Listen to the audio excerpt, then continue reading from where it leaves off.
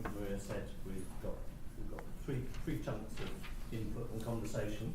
The first one is on community cohesion messages from South Yorkshire. I want to hand over to Kate in a moment. I'm acquiring the role of timekeeper here, so I apologise in advance. I will have to be very rude next time, because there's quite a lot of input, so I'll try to keep time. We are actually 1 minute ahead of time. That's a good start. So, Kate, Yes, welcome everybody. One of the things I just wanted to say is that this is very much a follow-on from a seminar we did in Sheffield, which seems a long time ago now. All I remember is button sorting. How many people remember button sorting? Yay! And also some films and really good presentation by a panel right at the end where people talked about the relationship between community experience and lived experience of community and kind of policy, and we asked a panel to come together to actually give recommendations in terms of social cohesion. And that might not be something you remember, but it stuck in my mind as a really effective way of working with DCLG, because actually I just remember a lovely conversation between Anna and someone called Mariam Shah, who's still working with us on the Imagine project, which felt very human and very real. And to be honest, I was going to go second, and then Robert said I could go first. And I think the reason, sorry Gwilym, was that in many ways the work that we do in Rotherham on the Imagine project has been very much about lived experience and culture.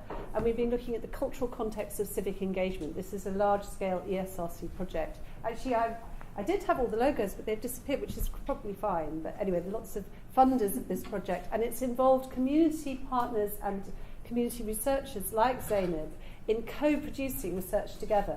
So what I'm going to do in a very short space of time is briefly introduce you to some of the work we did on Imagine, which was very much about lived experience of neighbourhoods that in our case were experiencing quite a high degree of trauma, particularly post-J report.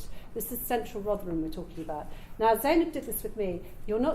Zainab's actually doing a presentation later, so I feel like it's asking too much for you to co-present. But this is so we did a series of oral histories when we started the Imagine project, which were looking at, we were interested in the history of women's activism in Rotherham, and we were interested particularly in Muslim women's participation in civic life.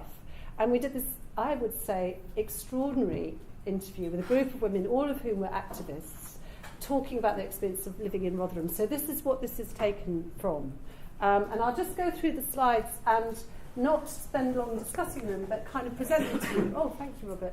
As a background to then introducing Gwilym's work, which is a quantitative study. So this is very much a qualitative study using oral history and collaborative ethnographic fieldwork and art as a way of knowing. This is from Gwilym. One of the things we are asked to think about in this very first bit is this idea of segregated neighbourhoods. And this idea of what it feels like to work and live in neighbourhoods which communities kind of bumping up against each other. And that's our challenge, and I've taken that from Gwilym's slides, but also your work.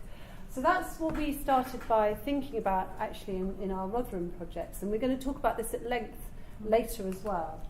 Now, one of the things that's really interesting, this comes from the oral history, is how we conceive dialogue and interaction. And this slide really struck me because one of the things that this was a conversation with this group of women about time to talk in neighbourhoods. And Canada, who we actually work with, said, even your neighbours, you don't get time to talk, this is about the now. No, you don't. I think modern technology has taken over. The other reason is that the new generation feels they have a right to too much privacy. They don't eat and they know each other's business, they're too much private. Now, this notion of privacy was really interesting to me, but also the way in which the young people we've been working with have actually drawn on ways of being together in different ways, online ways of being together. So that's something I wanted to highlight to the DCLG, is to kind of not forget that when I work with young people, for instance, the young women who wrote these poems that I'll send round, a lot of them are using a kind of online intersectional space to communicate. So that was one thing. I mean, it's like all young people prefer to communicate through digital social media rather than face-to-face. Yeah. I mean, their friends are not just Asian, they're not segregated, they do contact with us through social media, and we need to be aware of that as well. So that was one headlight that came out of our project. The other thing is that it's really interesting, this quote. This is actually you. Mine, yeah. Is that simultaneously there were a lot of nostalgic quotes from the oral histories about. I've got loads of ones like this. We used to go into each other's houses and play a lot, and this idea of back of people's houses, you can walk in the fields, and this sense of the spaces. We talked about public spaces being much more kind of open, but at the same time, there were these absolute core experiences of racism, which we've had quite a lot within the data, of going into school, and you've got a lot of experience of racism growing up in when I went to my local primary school, it was fine. I didn't know I was any different from anybody else. It was just when I started comprehensive I realised I was different. So I think one of the things we've realised, and we're working with young people at the moment, I'll send these round while I'm talking, is that young people experience racism very acutely, and particularly in places like Rotherham where the far right are targeting the area, and that does affect the playing out. I mean, that is one of the things I've noticed, a lot of inward-lookingness in terms of this isn't safe to go out. So the things that Casey wrote about inward-lookingness, actually we need to remember what you experience when you go outside. This was written by a young person, it's in the book. It's an incredibly positive account of living in what could be called a segregated neighbourhood. My street is a very long street. It's a very multicultural. On my street live English, Irish, Pakistani, Scottish, Indian, African, Afghans, Italian, Polish, Slovakians and Spanish. It's good to meet and mix with other people and learn about each other. We all get on with each other. We don't argue, we accept everyone. My street is the best street in Rotherham. Like, that doesn't get onto the front page of the Daily Mail, but I do think that's very interesting, perceptual. 2 minutes, nearly there. But then again, we've also got this piece of writing from a young person. Rotherham is my home and I like living here, and every time the army of hate visitors, they leave our community feeling vulnerable.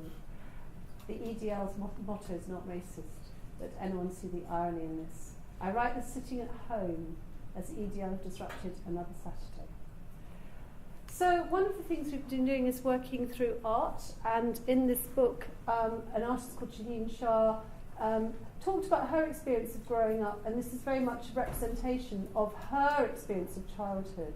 But at the same time, she did this Union Jack with a group of young people from another quite segregated neighbourhood, Eastwood in Rotherham, which is partly Roma and partly Pakistani. And these group of girls from Roma and Pakistani backgrounds filled a Union Jack with a kind of ebullient representation of positive identities. And I kind of wanted to leave you with that, and to segue into Gwilyn's, because I think one of the things to think about from DCLG's perspective is how can we grow those identities, and how can those identities be represented more widely in society so young people can both become and be part of society in these ways described on this Union Jack.